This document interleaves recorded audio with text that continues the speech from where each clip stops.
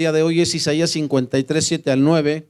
Si en algún momento me atoro, ya Antonio trae la otra predicación para... ¿No es cierto? Bien. Isaías 53, 7 al 9. Dice la palabra del Señor en la versión NTV. Si usted Reina Valera no va a coincidir, pero no se preocupe, es la Biblia, ¿saben? Fue oprimido y tratado con crueldad. Sin embargo, no dijo ni una sola palabra. Como cordero fue llevado al matadero, y como oveja en silencio ante sus trasquiladores, no abrió su boca. Al ser condenado injustamente, se lo llevaron. A nadie le importó que muriera sin descendientes, ni le quitaran la vida a mitad de camino, pero lo hirieron de muerte por la rebelión de mi pueblo. Él no había hecho nada malo y jamás había engañado a nadie, pero fue enterrado como un criminal, fue puesto en la tumba de un hombre rico. Incline su rostro un momento, hermano. Señor, te damos gracias esta tarde, Padre bendito, por tu presencia en este lugar. Santo Espíritu de Dios, obra en nuestros corazones para que esta semilla caiga en buena tierra y dé un fruto para tu gloria. En el nombre de Jesús te lo pedimos. Amén. Cuarto canto, hermano, de Isaías 53. Recuerda Isaías 52, 13 al 15, Isaías 53, 1 al 12, son los 5 cantos acerca del siervo. Y este es el siervo silencioso, versículos 7 al 9 de Isaías 53. Nadie puede sobrepasar la belleza y la propiedad de las imágenes mediante las cuales se ilustra aquí la paciencia de nuestro Señor. Al igual que una oveja que no produce ruido ni resistencia cuando el esquilador la despoja de la lana, y como un cordero que se divierte incluso cuando es llevado al matadero. Y sí, lame la mano que se levanta para matarlo. Así nuestro bendito Señor soportó todos sus sufrimientos en silencio, voluntariamente y con expresiones de amor por sus mismos asesinos. 2 veces se nota su silencio en el texto, porque esto indicó un dominio de sí mismo, el cual, bajo sus circunstancias, ningún ser creado pudo haber ejercido. Los santos más eminentes han abierto la boca en quejas contra Dios y el hombre. Job, ese distinguido modelo de paciencia, incluso maldijo el día de su nacimiento. Moisés, el más manso de los hijos de los hombres, que había soportado innumerables provocaciones, al final pronunció con sus labios tal imprudencia que por esa causa fue excluido del Canaán terrenal. E incluso el apóstol Pablo, de quien ningún ser humano alcanzó alguna vez una eminencia superior en alguna gracia, estalló en injurias contra el sumo sacerdote de Dios, quien había ordenado que lo golpearan ilegalmente. Pero no hay engaño en Jesús, e incluso no abrió una sola vez la boca en manera pecaminosa o impropia. ¿Quién dijo esto, hermano? Un hombre llamado Charles Simeon. El punto con nosotros, hermano, que estamos aquí, es que tomamos la palabra de Dios y le damos una interpretación que no tiene, y después queremos decirles a otros cómo se conduzcan cuando nosotros somos los primeros que no sabemos ni cómo conducirnos. Muchas veces los padres tomamos a los hijos y les decimos, no debes comportarte así, pero tú te comportas exactamente igual o peor. Debes amar a Dios, debes buscar el rostro de Dios. Y el papá, ¿sabes dónde está? Tirado en la cama, pensando en no sé qué. La mamá diciéndole a la hija, tienes que ser una buena cristiana. Pero en cuanto a la vecina le saca el gato, le saca el perro, rompen improperios. ¿Cuál es el punto entonces, hermano? No podemos seguir viviendo de esa manera. No podemos tomar la palabra del Señor y decir, la Biblia dice, sí, te lo dice a ti, no para que se lo apliques a los demás. Jesús, Él dijo, vengan y aprendan de mí, que soy manso y humilde, ¿sí o no? Y dio ejemplo de eso, hermano. Tú y yo le decimos a la gente, no falte a la iglesia, hermano, pero tú no vienes. Y luego, sé ejemplo, hermano, no solamente en palabras, en tu conducta, en tu manera de vivir. El siervo silencioso. El versículo 7 de Isaías 53 revela, no en términos vagos e inciertos, sino en una declaración directa, que al siervo de Jehová se le dará muerte como un cordero que es sacrificado. En Isaías 53, la imagen de un cordero sacrificial se usa para presentar el impactante concepto que el siervo de Jehová, el Mesías, a quien el pueblo judío esperaba como un poderoso conquistador militar y gobernante político, sería conducido pasiva y silenciosamente para ser sacrificado como una de las ovejas de ellos. Le explicaba yo la semana pasada, hermano, que hay un texto aquí en Isaías 53, 53:5. Le voy a leer el texto de Reina Valera, hermano, porque luego dicen, es que no se parece, hermano, no le entiendo porque usted lee versiones muy raras. Entonces le voy a leer Reina Valera, hermano, para que no sea rara y usted le entienda. Isaías 53:5. Mas el herido fue por nuestras rebeliones, molido por nuestros pecados. El castigo de nuestra paz fue sobre él y por su llaga fuimos nosotros curados. ¿Sabe cuántas veces este texto, hermano, se ha usado de mala manera? En completa ignorancia por supuestos predicadores de la palabra de Dios. Lo hacemos como si esto fuera un decreto. Lo hacemos como si esto significa que yo tengo acceso a la sanidad física por el sacrificio de Cristo, y eso no es así. Lo que está diciendo aquí, hermano,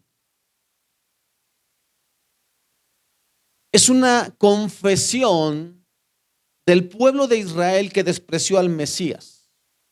Si usted hace el contexto en el versículo 4, dice, desde el 3, despreciado y desechado entre los hombres, varón de dolores, experimentado en quebranto, y como que escondimos de él el rostro, fue menospreciado y no lo estimamos. El pueblo de Israel reconoce que no reconoció a su Mesías. Y entonces dice, ciertamente él llevó nuestras enfermedades y sufrió nuestros dolores. Es decir, lo que él padeció lo teníamos que padecer tú y yo.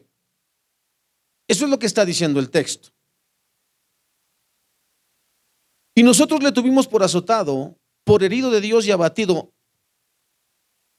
Ellos dijeron, eso es lo que se merecía por sus pecados, y tú y yo sabemos que él no pecó.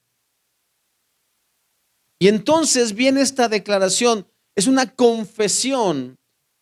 El pueblo diciendo, mas el herido fue por nuestras rebeliones. Reconocemos que nuestra maldad le causó esto. Molido por nuestros pecados, fueron nuestros pecados los que él pagó. El castigo de nuestra paz para que tú y yo el día de hoy tengamos acceso a Dios y estemos reconciliados con Dios fue lo que el Señor padeció.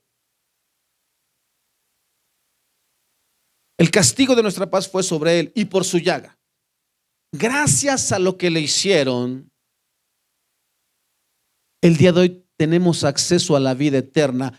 Eso es de lo que está hablando, no de sanidad física.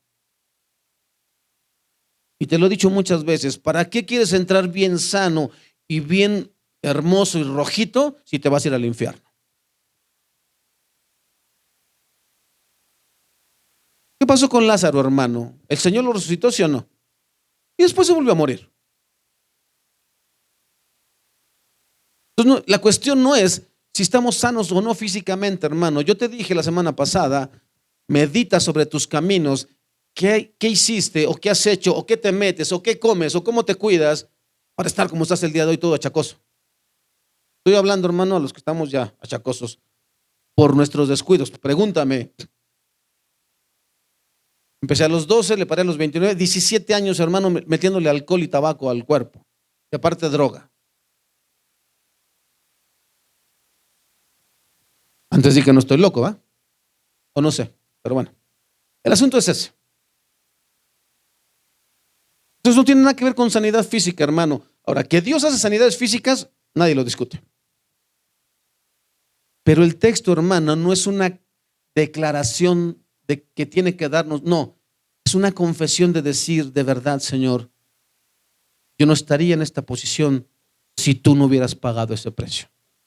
Reconozco el día de hoy que no te he valorado. Eso es lo que significa Isaías 53:5. Pero mi pastor está bien, no tengo ningún problema. Lo que tu pastor te diga, eso créele. ¿Vale? Yo no te voy a poner en contra de tu pastor. Lo que te hayan enseñado no tengo problema, hermano. Pero medita. Sé como los de Berea. Ve y investiga si lo que te estoy diciendo es verdad o a lo mejor te estoy engañando. ¿Qué más dice? Pero el siervo, sabiendo muy bien qué destino le esperaba, iría mansamente a su muerte en sumisión voluntaria a la voluntad de Jehová. La confesión futura de Israel reconocerá que su Mesías, Jesús, es el verdadero Cordero de Dios que quita el pecado del mundo. Eso es exactamente lo que todos los que creen en el Señor Jesucristo siempre han confesado, tanto gentiles como judíos. Este es el mensaje fundamental del Evangelio.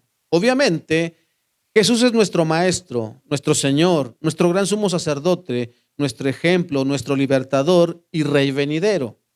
Pero no podemos conocerlo adecuadamente en cualquiera de tales papeles a menos que primero confesemos que Él es la propiciación por nuestros pecados. Esa es la lección de Isaías 53. En ningún otro hay salvación, porque no hay otro nombre bajo el cielo dado a los hombres en que podamos ser salvos. Ninguno de nosotros, incluso los descendientes genéticos de Abraham, Isaac y Jacob, puede ser salvo si no está dispuesto a confesar que Jesús herido fue por nuestras rebeliones y molido por nuestros pecados. Que el castigo que soportó es lo que hizo posible la paz con Dios, y que las heridas que sufrió fueron el precio que pagó por liberar a su pueblo de la esclavitud del pecado y sanarlo espiritualmente. Confesamos además que Dios hizo que nuestro pecado recayera sobre Jesús, que Él fue cortado de la tierra de los vivos y herido por nuestras iniquidades, que entregó su vida como ofrenda de culpa por nuestros pecados y que al llevar nuestros pecados ganó nuestra justificación. Esta debería ser la verdadera confesión de fe, llena de estas verdades y no las palabras sin razón y sin sentido que se siguen haciendo en muchos eventos evangelísticos. Ahí andamos subiendo por internet un montón de eventos. Ganamos 500 para Cristo. ¿Y qué confesaron? Así cualquiera quiere ser cristiano. Hermano, Cristo te quiere ver feliz. Cristo te quiere próspero. Cristo no quiere que andes de mendigo. Cristo dio su vida por ti. Cristo te levanta. Cristo te restaura. Cristo te devuelve a la mujer si se te fue, o al hombre también si se te fue. No, hermano, así cualquiera quiere a Cristo. Pues aquí estamos vendiendo a Cristo, hermano. No, reconocemos, Señor, que somos pecadores y que nos hemos desviado de la verdad. Reconocemos que estamos muertos espiritualmente y que necesitamos que tú nos des vida. A ver, ¿cuántos quieren hacer esa confesión, hermano? A ver si lo que ganas 500. Ni uno vas a ganar. Y aparte que le digas, yo estoy dispuesto a sufrir, Señor, lo que tú quieras para mi vida. No ganas uno. Uno no lo ganas. A menos que Dios, ¿qué? Lo traiga. Sí, hermano. Llevamos juguetes, llevamos payasitos, llevamos pelotas. Hermano, ¿fuimos a evangelizar o fuimos a dar show? Yo te pregunto. Yo no veo en los evangelios, hermano, a menos que me haya equivocado de Biblia, y haya otro donde sí venga, que Jesús llegaba con payasitos y pelotas, regalos para los niños. No, yo no veo a Jesús, hermano. Veo a Jesús diciéndole a las personas, debes cambiar tu manera de vivir, debes arrepentirte y debes de recibir la buena nueva que Dios envió, que soy yo. El que no beba mi sangre y el que no coma mi carne no puede, ¿qué? Ser mi discípulo.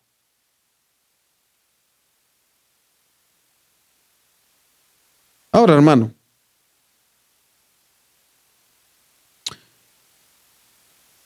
¿dónde está esta verdad mucho mejor expresada, hermano?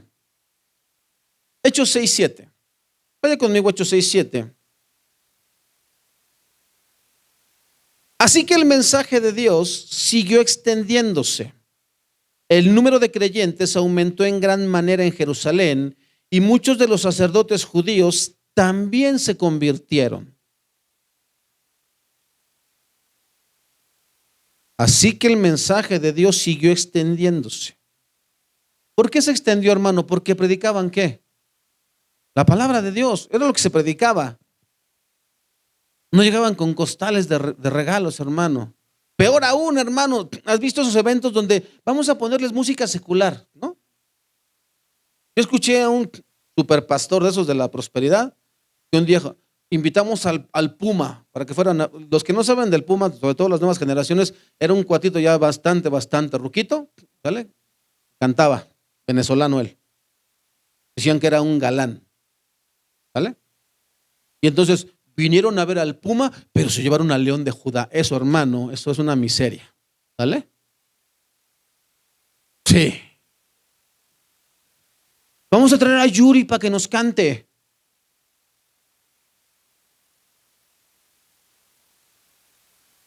Ya que nos tenga todos así, todos lelos, entonces, hermanos, ¿cuántos quieren a Cristo? Y entonces, hermano, me traigo así, pero un tambo de 200, llénelo aquí de ofrenda, hermano. Porque así vendemos el evangelio.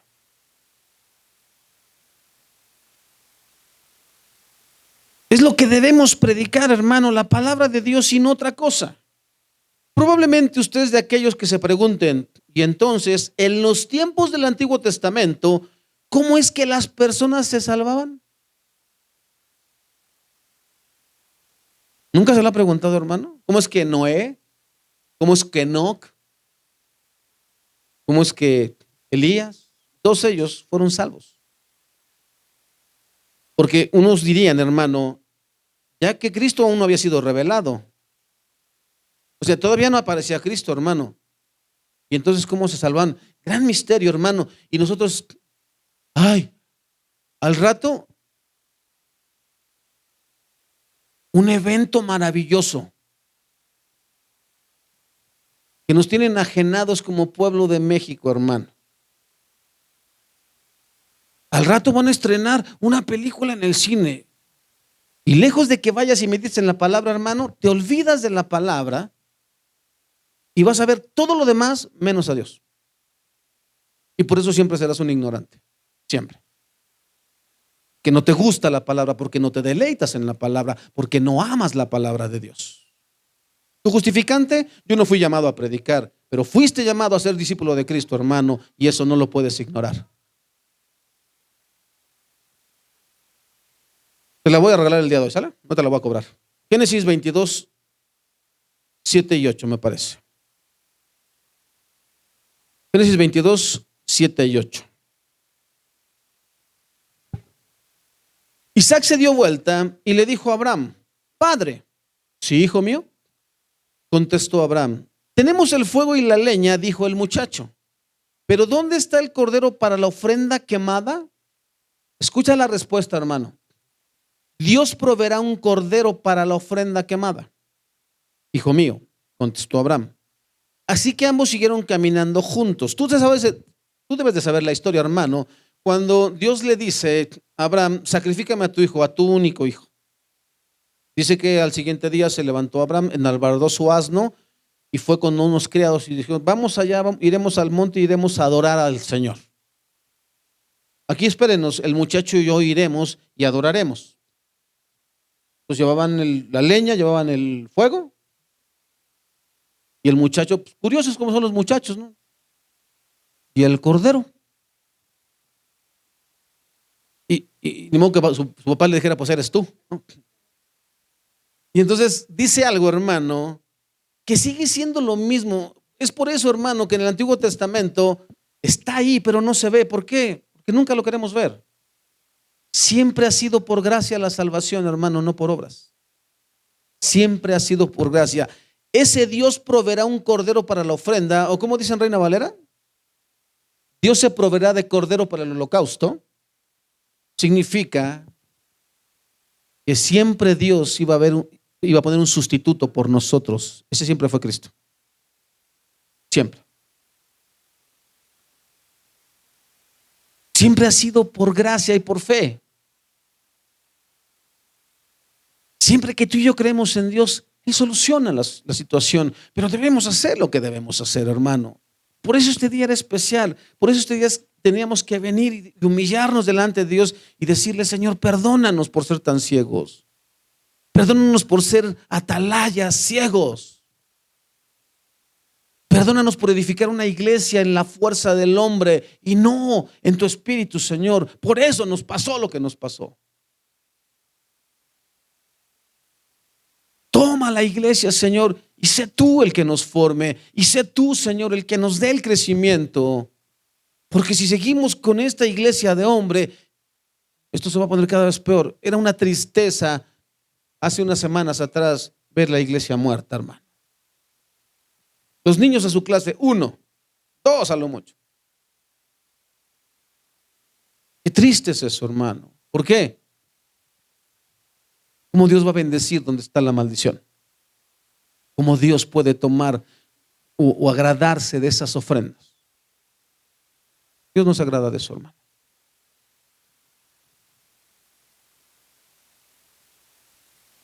Fueron salvos no por sacrificios de animales, sino por gracia divina, por medio de la fe, en anticipación del sacrificio perfecto que el Mesías ofrecería.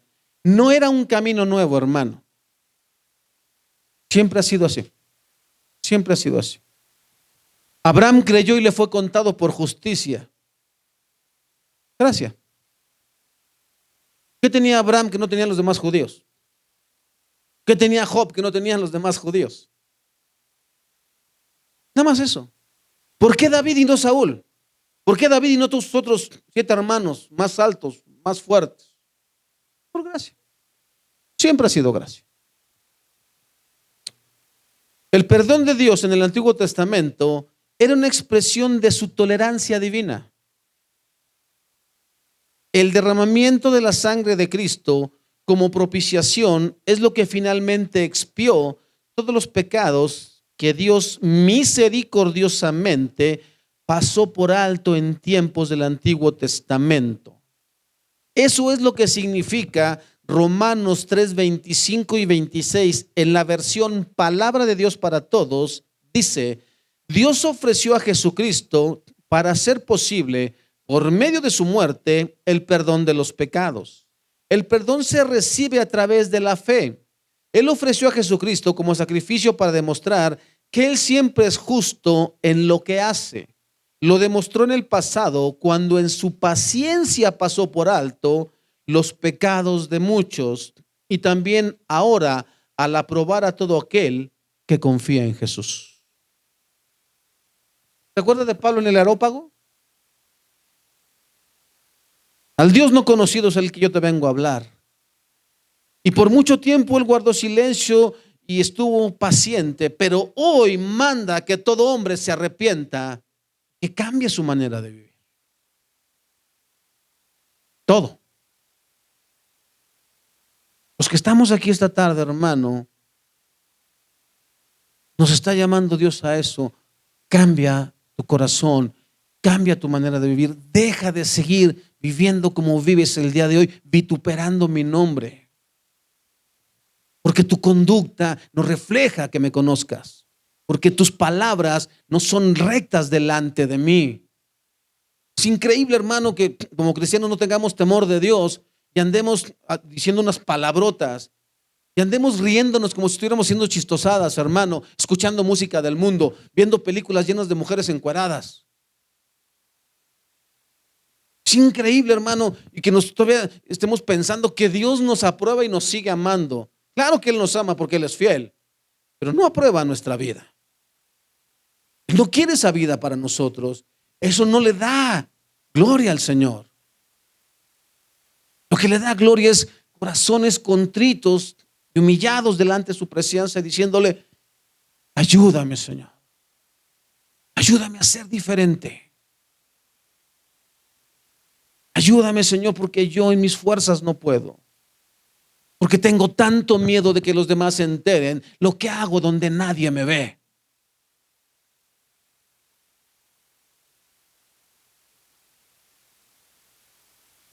Tres aspectos resaltan en el silencio del siervo silencioso, hermano. Número uno, el silencio ante sus acusadores.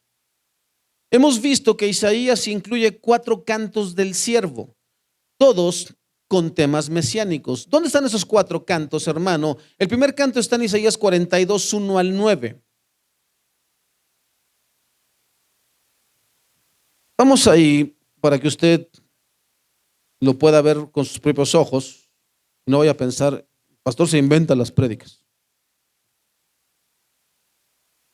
Primer canto dice como título: el siervo escogido del Señor. Versión Reina Valera. Ah, no es cierto. Versión NTV, perdón. Miren a mi siervo, al que yo fortalezco. Él es mi elegido, quien me complace. He puesto mi espíritu sobre él. Él hará justicia a las naciones. No gritará. Eso es lo que destaca el silencio ante sus acusadores. No gritará, ni levantará su voz en público. No aplastará a la caña más débil, ni apagará una vela que titila. Les hará justicia a todos los agraviados. No vacilará ni se desalentará hasta que prevalezca la justicia en toda la tierra. Aún las tierras lejanas más allá del mar esperan sus instrucciones. Dios, el Señor, creó los cielos y los extendió. Creó la tierra y todo lo que hay en ella. Él es quien da aliento a cada uno y vida a todos los que caminan sobre la tierra. Y es Él quien dice: yo, el Señor, te he llamado para manifestar mi justicia. Te tomaré de la mano y te protegeré, y te daré a mi pueblo, los israelitas, como símbolo de mi pacto con ellos. Y serás una luz para guiar a las naciones. Abrirás los ojos de los ciegos, pondrás a los cautivos en libertad, soltando a los que están en calabozos oscuros. Yo soy el Señor, ese es mi nombre. No le daré mi gloria a nadie más, ni compartiré mi alabanza con ídolos tallados. Todo cuanto profeticé se ha hecho realidad, y ahora profetizaré de nuevo, les diré el futuro antes de que suceda. Primer canto. Segundo canto, hermano. ¿Ese está en dónde? 49, 1 al 13. Ese no lo vamos a leer, hermano, porque ahí no resalta nada, porque es el siervo hablando. El tercer canto está en Isaías 54 al 11, tampoco lo vamos a leer, pero el segundo canto es el siervo del Señor es encomendado. El tercer canto es el siervo obediente del Señor. Y el cuarto canto es el que estamos viendo desde hace unas semanas atrás, Isaías 52, 13 al 15 y 53, 1 al 12. Todo eso es una sola idea, hermano. El siervo sufriente del Señor resalta el versículo 7: y como oveja en silencio ante sus trasquiladores, no abrió su boca. Ese es el silencio del siervo ante sus ¿qué? Acusadores. En este texto, el silencio refleja sumisión a Dios y disposición de obedecer a Jehová sin importar el costo, incluso la muerte. Hermanos, a partir de la próxima semana el culto empieza a las 9. Ay, no, pastor, usted ¿por qué no trabaja como yo? Yo estoy cansado. Igualitos que el Señor Jesús, no abrimos nuestra boca, no nos quejamos. Ya ni hablemos si nos cambiamos a Santa Fe, imagínense, allá va a ser la hora de la congregación porque allá conseguimos un terrenito. Ay, no, pastor, hasta allá no puedo ir. Mis reumas no me dan. Bueno, está bien.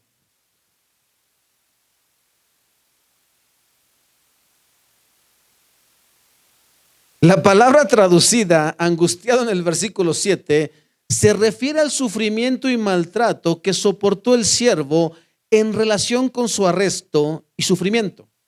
se utiliza en un sentido enfático y podría traducirse: él mismo fue angustiado.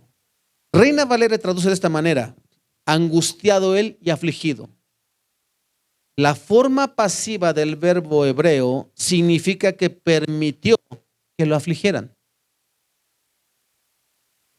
Como nosotros, ¿verdad, hermano? Estamos formados ahí en la fila, ¿no? De lo que sea. Y alguien pasa y: ¿qué le pasa? ¿No ve? No, hermano, pero mire, la lengua más rápida de todo lo oeste. Somos, pero así, de mecha súper cortísima, hermano. No permitimos que nadie. ¿No sabes con quién estás hablando? ¿No sabes quién soy yo? No eres nadie. Nada eres tú, ni yo, ni nadie. El único digno se llama Jesucristo. Pero nosotros nos montamos en nuestro macho, ¿a poco no? Tú con mi experiencia. No sé, no sé. Luego le cuento el chiste.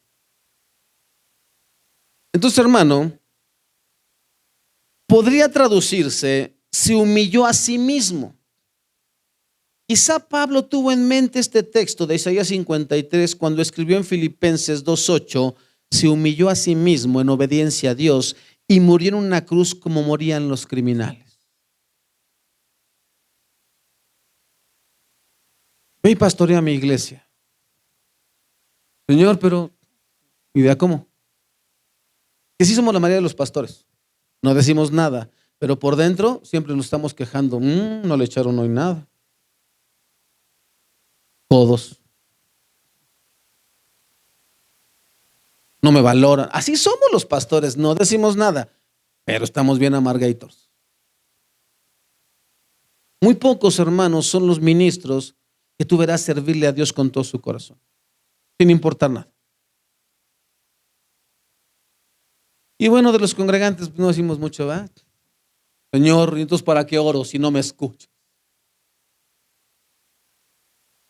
¿Para qué voy a la iglesia? ¿Para qué te conocí? Así somos, en serio. Jesús fue arrestado en medio de la noche como si fuera un delincuente, traicionado por Judas, severamente maltratado por los dirigentes judíos y romanos y finalmente ejecutado. Todo sin ninguna resistencia o queja. Igualito que nosotros. A lo largo de toda la prueba, el Nuevo Testamento menciona reiteradamente silencio absoluto de parte del Maestro. Apenas si nos llueve, apenas si cambia el clima, hermano, y nos llueve, ay, Señor, se va a inundar las calles. Ay, Señor, pues. Y no llueve y, Señor, que llueva. Con nada nos tiene gusto el Señor. Número 2, el silencio en su muerte. Reina Valera traduce: por cárcel y por juicio fue quitado. Aquí, en Isaías 53:8, se refiere a su muerte violenta y prematura del siervo como resultado del juicio justo de Dios sobre el pecado de la humanidad caída. El Mesías sería ejecutado, judicialmente asesinado y arrastrado a su muerte como se lleva un cordero al matadero. La declaración reveladora: su generación, ¿quién la contará? Porque fue cortado de la tierra de los vivientes. Fue muy cierta. Y hay unas preguntas que hace el comentarista acerca de esto, hermano. ¿Quién pensó seriamente en las injusticias cometidas contra Jesús? ¿Cuántas veces, hermano, tú has meditado en la palabra de Dios diciendo: aún no logro comprender, Señor, ¿por qué hiciste eso por mí? No, ¿sabes lo que hacemos? Claro, me lo merecía. Yo soy digno. ¿En serio? Porque así vivimos, hermano, como si fuéramos dignos de. Y tú y yo merecíamos juicio de parte de Dios, todos los que estamos aquí, todos, sin excepción. Aún los niños. Porque dice la palabra de Dios, no hay justo ni uno solo. Y Dios no puede mentir, hermano.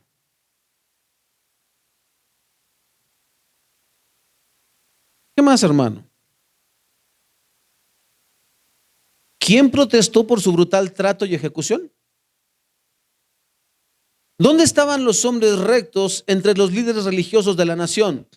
Sí, yo sé, hermano, lo que dicen los evangelios. Y José de Arimatea fue a pedir el cuerpo y Nicodemo llevó. ¿Y dónde estaban José de Arimatea y Nicodemo cuando estaba todo el argüende? ¿Verdad que somos recollones así, hermano? Cuando se trata de defender la honra de Dios, ¿verdad que no decimos nada? Y menos si es mi familiar. No importa que esté blasfemando contra Dios, no digo nada. ¿Por qué? Para no perder su amistad, para no perder su hermandad. Y honramos más a los hombres que a Dios, hermano. No, porque si les digo, pues ya no le van a echar a la cajita. Luego, ¿con qué como? ¿No? Entonces, hermano, ¿dónde estaba el sumo sacerdote y el resto de los principales sacerdotes? ¿Dónde estaban los escribas, fariseos y saduceos y todos los demás que proclamaban su devoción a la ley de Dios?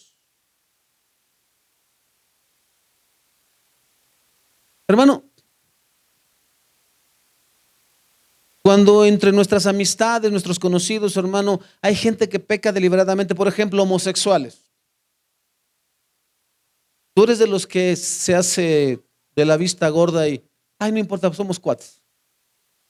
Y te ríes de sus chistes y le aplaudes su conducta. Porque Dios dice que los homosexuales no heredarán el reino de los cielos. ¿Sí sabías eso? Ni los afeminados, ni los que se echan con varón. No, es mi amigo.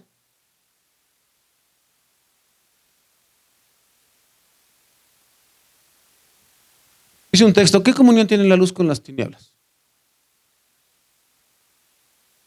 Pastor, ¿y por qué usted el día de ayer fue a compartir una agrupación de alcohólicos anónimos? Si quieres enterarte, la próxima vez que vaya te hago la invitación para que sepas qué voy a hacer allá.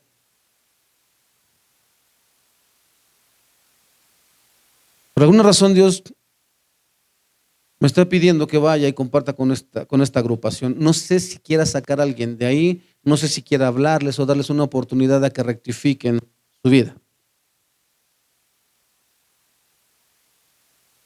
Y como yo tengo ese historial, hoy se los comparto y les digo, pero yo te espero ahí en la iglesia. Yo vengo aquí a compartir, a decirte cómo fue que Dios me sacó de estas tinieblas. Ahora, ¿quieres ver lo que hace Dios conmigo? Pero en la iglesia. Ayer pasó algo así, hermano. Al final un hombre ya grande dijo, a ver cuándo nos invitan, ahí, la invitación ahí está. No le voy a dar tribuna porque aquí no es tribuna. Porque yo no sé, hermano, si así como a mí el Señor me sacó, ¿quién quiere sacar a alguien de ahí? ¿Y quién soy yo para negar eso? Ahora, aparte de eso, hermano, si vamos al caso, ¿dónde estaban los propios discípulos de Jesús? Todos lo habían abandonado, tal como Zacarías 13:7 profetizara, hiere al pastor y serán dispersadas las ovejas. Solamente Juan regresó para unirse a un puñado de mujeres junto a la cruz como testigo silencioso. Por lo que estuvo ahí, hermano, Juan. Y por último, 3. El silencio en la tumba. Isaías 53:9 dice, él no había hecho nada malo y jamás había engañado a nadie, hermano. Es decir, él no practicaba ni el pecado, ni tenía pecado dentro de sí. Él era recto, completamente santo. Pero fue enterrado como un criminal. ¿A qué se referirá como fue enterrado como un criminal? La ilustración es muy sencilla, hermano. ¿Cómo murió Cristo? Crucificado, ¿cierto? Si sabías, hermano, que lo que hicieron los romanos con el cuerpo de Cristo y con el cuerpo de los ladrones, ¿Dios no lo aprobaba?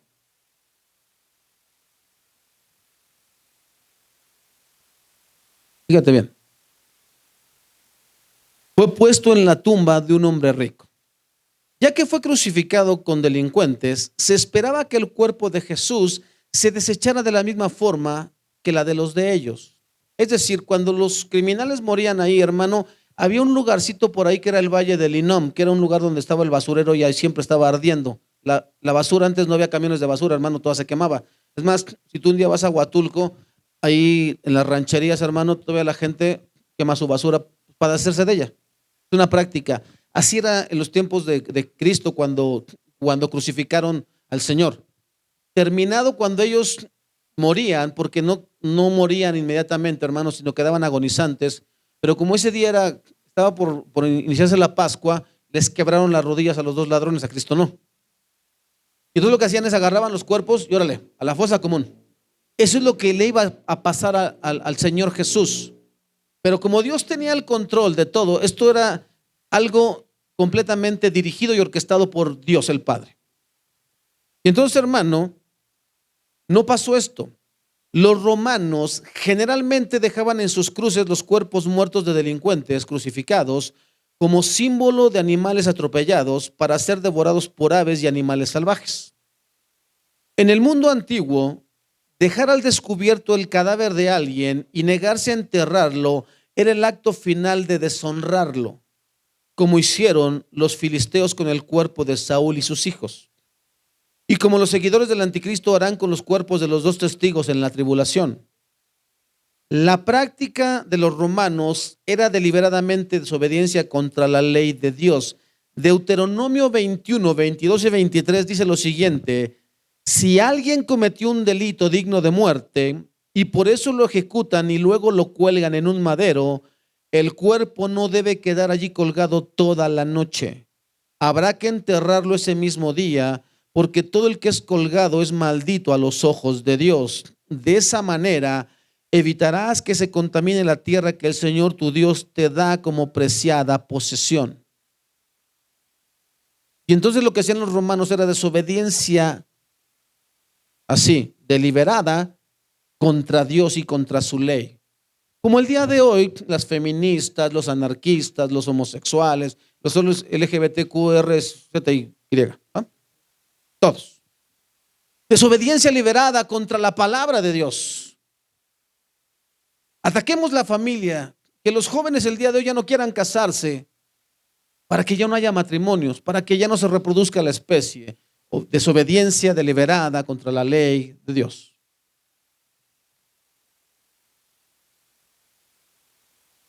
En los tiempos de Cristo, los restos de los criminales, una vez que habían sido devorados por las aves carroñeras, eran tirados en el valle de Hinnom. Ya les expliqué lo que es el valle de Hinnom.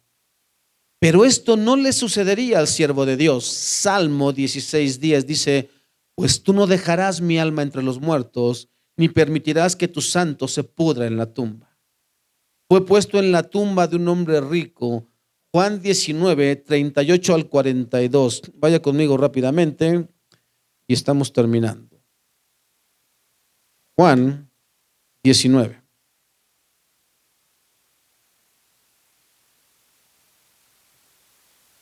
(38 al 42), hermano, dice: más tarde, José de Arimatea, quien había sido un discípulo secreto de Jesús por temor a los líderes judíos, pidió permiso a Pilato para bajar el cuerpo de Jesús. Cuando Pilato concedió el permiso, José fue a buscar el cuerpo y se lo llevó.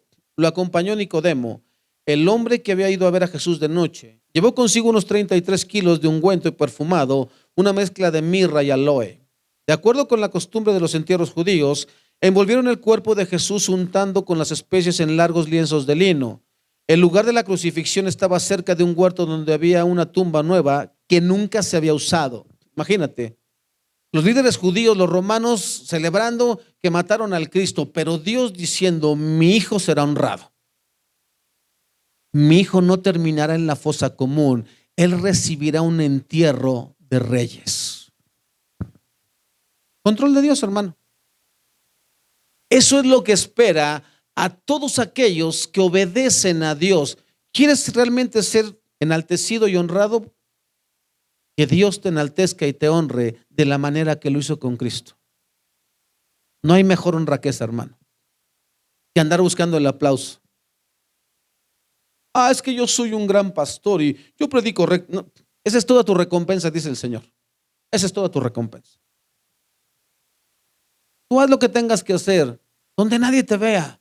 Aunque nadie te aplauda, aunque nadie te reconozca, Dios sí te está viendo.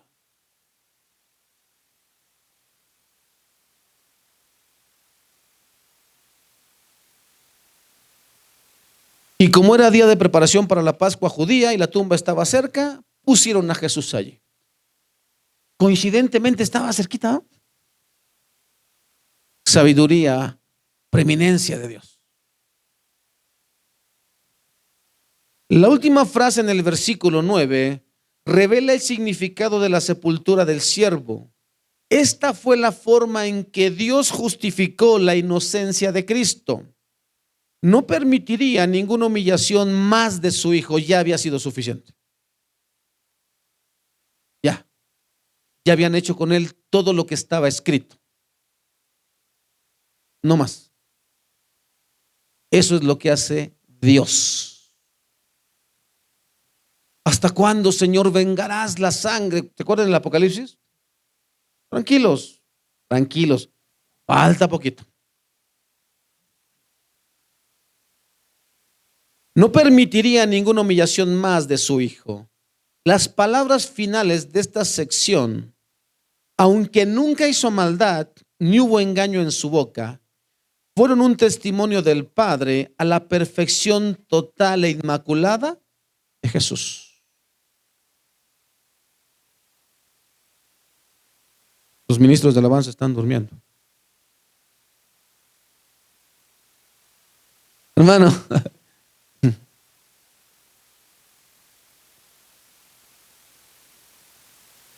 ¿qué vamos a hacer cuando nos presentemos delante del Señor?